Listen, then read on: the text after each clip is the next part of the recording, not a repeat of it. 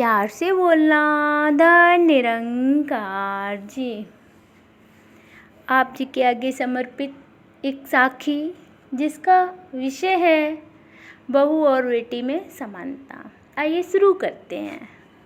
माँ, मैं बहुत थक गई हूँ घर संभालते संभालते। यहाँ मेरी थकान किसी को नजर ही नहीं आती। कुछ दिन आराम करना चाहती हूँ।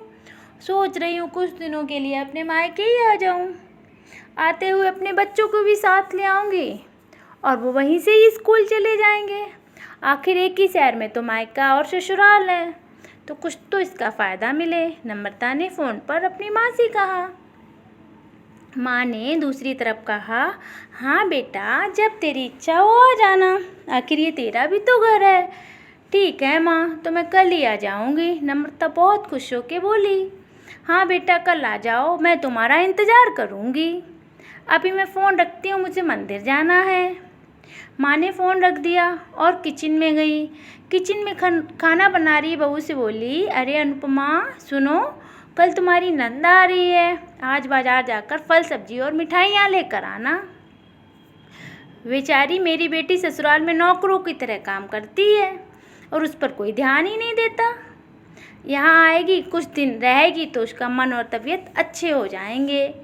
सास के मुँह से ऐसी बातें सुनकर अनुपमा का चेहरा उतर गया। मैं मन ही मन सोचने लगी, काश आपको मेरी भी थकावट नजर आती। मैं दिन रात झाड़ू पोछा बर्तन खाना मार्केट जाना और हर वह काम करती हूँ जिससे हमारे परिवार वालों को कोई दिक्कत ना हो। काश आप मुझ पर भी ध्यान दे पाती। आपकी बेटी तो जब मन में आता है तब यहाँ आ जाती है, लेकिन मैं साल में एक ही बार अपनी माँ के पास जाती हूँ। तब भी आपको प्रॉब्लम होती है। मैं भी इंसान हूँ, मेरा भी मन है। मुझे भी लगता है अपने माँ के पास जाकर थोड़ा आराम करूँ, सुख दुख की दो चार बातें करूँ, अपना मन हल्का करूँ। भगवान, अब तुम ही कुछ करो ताकि मेरी सास की आंखें खुल जाएं और उसे मेरी थकावट भी नज़र आ जाए। शाम तक भगवान ने जैसे अनुपमा की सुन ली और उसकी नंद का फ़ोन आया। ननद ने कहा अपनी माँ से उसकी सास ने उसे मायके आने से मना कर दिया है, इसलिए इस बार वो नहीं आ सकती। माँ बोली, ऐसे कैसे मना कर दिया? पहले तो कभी वो तुम्हें आने के लिए नहीं रोकती थी, इस बार भला क्या हो गया? लाओ मेरी बात कराओ उनसे, मैं समझाती हूँ। नम्रता ने फ़ोन अपनी सास को दिया। पार्वती जी ने कहा, नमस्कार शमनन जी, आपसे कुछ कहना था। शमनन जी ने कहा, दरअसल नम्रता कल त्योहार है इसलिए अपने मायके आना चाहती है, अगर आप उसे भेज दो तो अच्छा रहेगा। नम्रता की सास ने कहा, देखिए शमनन जी, आपकी बेटी मायके जाकर रहे इस बात के लिए हमने उसे कभी नहीं रोका और इस बात से हमें कोई प्रॉब्लम भी नहीं है। कुछ दिनों पहले मैं अपने रिश्तेदार के यहाँ शादी में गई थी। वहाँ आपकी बहू अनुपमा जी की माताजी से मिलने का मौका मिला। उनसे गपशप करने के दौरान उनकी बातों से पता चला कि अनुपमा को साल में एक बार अपने मायके जाने को मिलता है और वह भी बहुत कम समय के लिए। मुझे लगता है आपको पहले अनुपमा को उसके मायके भेज देना चाहिए। जब वह मायके होकर आ जाएगी तो मैं नम्रता को आपके पास भेज दूंगी। उसे भी मायके जाने की इच्छा होती होगी।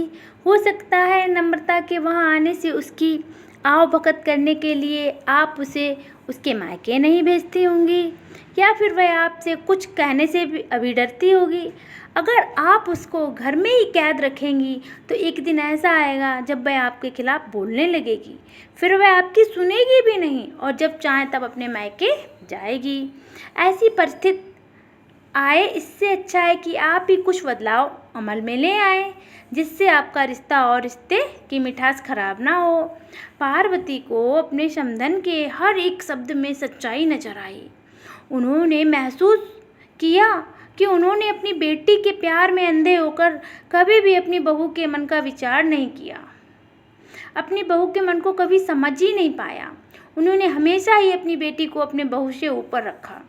दूसरी तरफ नम्रता भी अपनी भाभी के बारे में हो रही इस बातचीत को सुन रही थी। उसने भी रियलाइज़ किया कि वह कभी भी अपनी भाभी के साथ ठीक से बात नहीं करती और जब जब वह अपने मायके जाती तो भाभी थोड़ी उदास रहती।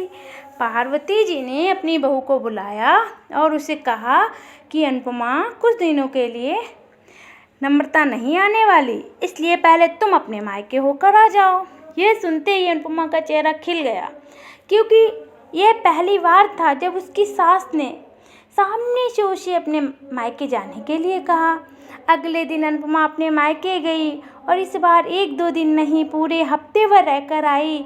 अपने माँ बाप से, अपने रिश्तेदारों से मिलकर आई और जब वह लौट कर आई तो इसका चेहरा खिला हुआ था, उसकी आंखें चमक रही थीं।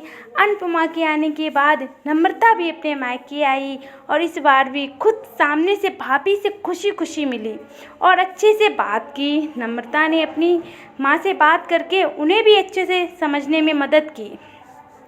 वह कहीं ना कहीं अनुपमा के साथ गलत व्यवहार कर रहे थे। दूसरी तरफ अनुपमा अपने ससुराल वालों के बदले रवैये से बहुत खुश थी।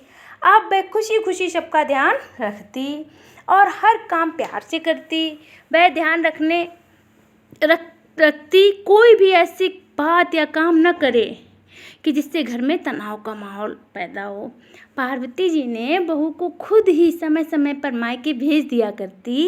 एक छोटे से बदलाव ने सास बहू भाभी नंद के बीच की कड़वाहट को दूर कर दिया और रिश्तों को और भी ज़्यादा मीठा और मजबूत कर दिया। बस इतनी सी बात थी कि अपनी बहू को अपने मायके भेजना। प्यार से बोलना। धन निरंकार जी। अब आपसे मिलते हैं अपने अगली साखी में। तब तक के लिए धन निरंकार जी।